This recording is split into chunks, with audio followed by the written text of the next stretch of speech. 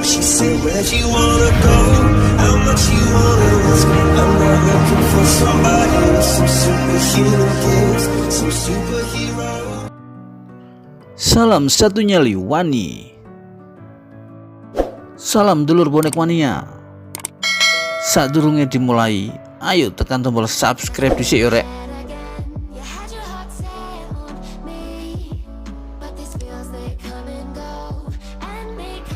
Presiden Persebaya Surabaya Azrul Ananda bicara belak-belakan mengenai David Da Silva di bursa transfer BRI Liga 1 2021-2022 yang akan dibuka mulai 15 Desember 2021. Benarkah Azrul Ananda berniat memulangkan David Da Silva ke Persebaya? Belakangan ini, rumor David Da Silva kembali di Liga 1 Indonesia makin liar. Apalagi kontrak pemain asal Brasil itu di Terengganu FC akan habis pada 30 November 2021. Jika kontrak tidak diperpanjang, maka status David Da Silva menjadi bebas transfer. Klub yang berminat memboyong David Da Silva tak perlu membayar biaya transfer ke Terengganu FC. Semula, David Da Silva dikaitkan dengan PSIS Semarang. Namun belakangan ini, mantan striker Persebaya Surabaya itu dikabarkan akan merapat ke Persib Bandung. Kalangan supporter Persebaya Surabaya atau bonek pun teriak. Di antara mereka, masih banyak yang berharap agar David Da Silva kembali bermain untuk Persebaya di kompetisi BRI Liga 1. Keinginan bonek atau supporter Persebaya itu lantaran Jose Wilson striker Persebaya saat ini dinilai tidak setajam David Da Silva. Menjawab keinginan pendukungnya, Azrul Ananda akhirnya angkat bicara terkait kemungkinan memulangkan David Da Silva ke Persebaya Surabaya. Hanya saja Azrul Ananda tidak mengatakan secara jelas dan tegas mengenai rencana memulangkan David Da Silva ke Surabaya. Mantan bos koran Jawa Post ini hanya mengungkap sinyal-sinyal. Pertama, Azrul Ananda mengatakan masalah pemain baru di bursa transfer masih dibicarakan antara manajemen Persebaya dan tim pelatih, termasuk kemungkinan memulangkan David Da Silva. Kita akan bicara secara menyeluruh, itu prosesnya sedang berlangsung dengan tim pelatih, kata Azrul.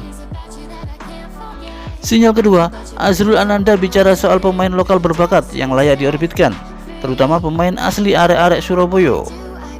Kita bersyukur punya pelatih Aji Santoso, Mustaqim, Uston dan tim pelatih yang ada. Karena kita ini sadar, ketika pandemi sejak tahun lalu itu dapat kesempatan untuk mengorbitkan arek-arek Surabaya, binaan-binaan muda untuk naik paparnya. Sinyal ketiga, Azrul Ananda mengungkap soal target juara setelah pandemi COVID-19. Namun ia akan mengevaluasi tim untuk membuat rencana-rencana ke depan. Kita harus memastikan juga timeline usia pemain dan lain-lain sehingga kita bisa siap-siap tahun depan 2022. Kalau normal kita kembali seperti 2020, kita siap menuju puncak. Sinyal keempat, Azrul Ananda menilai skuad Persebaya Surabaya di tangan pelatih Aji Santoso sudah menunjukkan performa lebih baik. Padahal putaran pertama BRI Liga 1 2021-2022 belum berakhir. Kita akan melihat putaran pertama ini belum berakhir, tapi sekarang ini lebih baik dari tahun-tahun sebelumnya. Untuk diketahui, Persebaya berhasil merangsek ke posisi 5 klasemen sementara Liga 1 setelah menghajar Persita 4-0 dengan total 23 poin.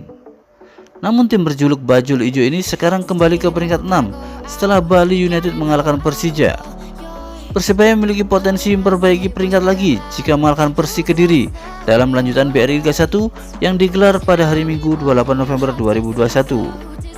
Sinyal kelima, Azrul Ananda menyebut bahwa pemain baru Persebaya di bursa transfer mendatang adalah rahasia, tak perlu dikembor-kemborkan ke publik. Seperti biasanya, itu silent. Dari dulu tidak pernah gembor-gembor soal pemain. Kita akan jaga itu secara internal kami. Kita akan bicara dengan tim pelatih dan lain-lain apa yang baik untuk Persebaya. Sinyal keenam, Azrul Ananda menyebut chemistry antar pemain di dalam itu lebih penting ketimbang mendatangkan banyak pemain bintang. Karena percuma punya banyak pemain bintang kalau chemistry-nya tidak terbentuk.